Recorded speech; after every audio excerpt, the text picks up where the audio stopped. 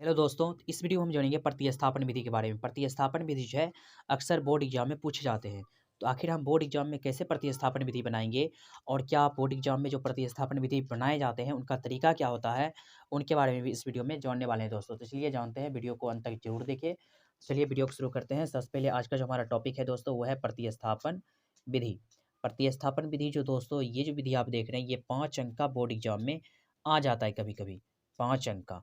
तो 5 अंक का जब दोस्तों बोर्ड एग्जाम में आएगा तो 5 अंक मायने रखता है दोस्तों। तो चलिए हम यहाँ पे कुछ क्वेश्चन लेते हैं और उन्हें सॉल्व करेंगे प्रतिस्थापन विधि के माध्यम से। जैसे यहाँ पे मान लीजिए दोस्तों, लिए x प्लस वाई बराबर 20 ले लिए और x माइनस वाई बराबर ले लिए 14 ले लिए, इस तरह से, ठीक है ना।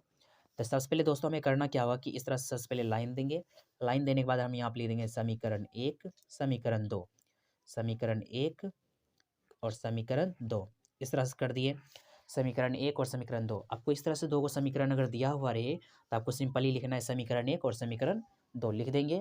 उसके बाद हमें अगला स्टेप क्या फॉलो करना है कि लिखेंगे समीकरण 1 से, समीकरण 1 से हमारा जो समीकरण 1 है इनसे चलेंगे। तो समीकरण 1 क्या है, x प्लस वाई बराबर 20। तो यहाँ पर हम लिखेंगे x प्लस वाई बराबर 20, इस तरह से लिख दिए। जब x प्लस वाई बराबर 20 लिखें तो यहाँ पर हम लिखेंगे x बराबर 20। ये आप देख सकते हैं दोस्तों, प्लस में y है, इधर आएगा तो माइनस में y हो जाएगा। तो ये जो बना है यहाँ पे, तो इसको हम बोलेंगे समीकरण 3।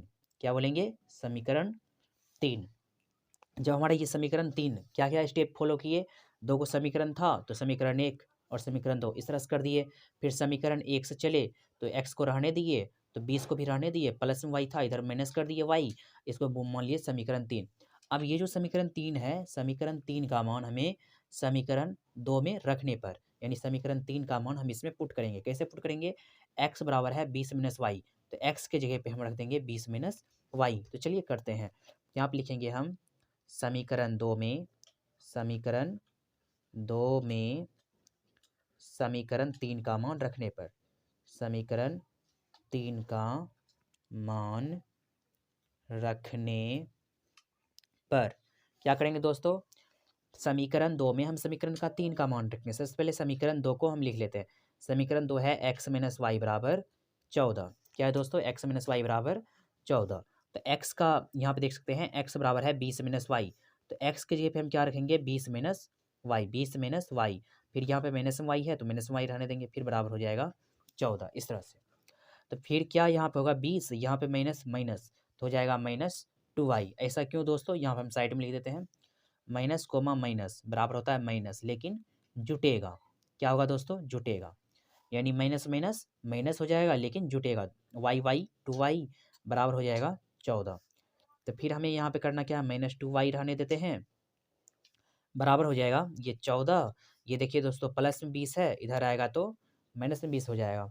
जब माइनस में 20 हो गया तो माइनस 2y बराबर हो जाएगा, घटाएंगे। अब घटाएंगे कैसे, 20 में से जब 14 घटाएंगे बचेगा 6, 14 26 होता है, लेकिन इसमें जो चिन्ह रहेगा वो माइनस का रहेगा। क्यों, क्योंकि प्लस माइनस होता है माइनस, लेकिन चिन्ह बेसी वाला जो बड़ा रहेगा उसका चिन्ह लगाएंगे। तो इसमें 20 बड़ा है और बड़ा जो 20 है, 20 का चिन्ह है माइनस का, तो यहाँ पर भी माइनस का चिन्ह लगा दिए।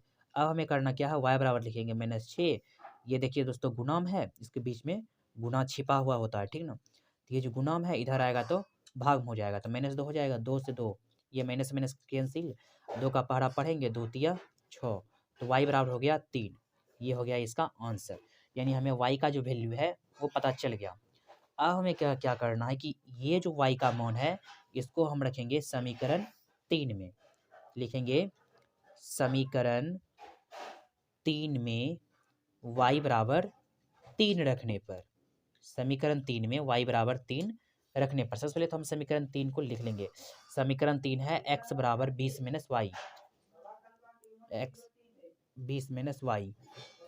तो हमें करना क्या होगा, यहाँ पे लिखेंगे 20 माइनस y का मान निकला 3 तो 3 रख देंगे। तो ये हो जाएगा x बराबर, जब 20 में से 3 को घटाएंगे तो बचेगा 17, यानी x का मान आया 17 और y का मान आया 3। आप इस तरह से अगर प्रतिस्थापन विधि के द्वारा बनाते हैं तो आपको फुल नंबर 5 अंक मिलेगा दोस्तों। अगर आपको वीडियो पसंद आया हो, चैनल को सब्सक्राइब जरूर करें। मिलते हैं अगले वीडियो में।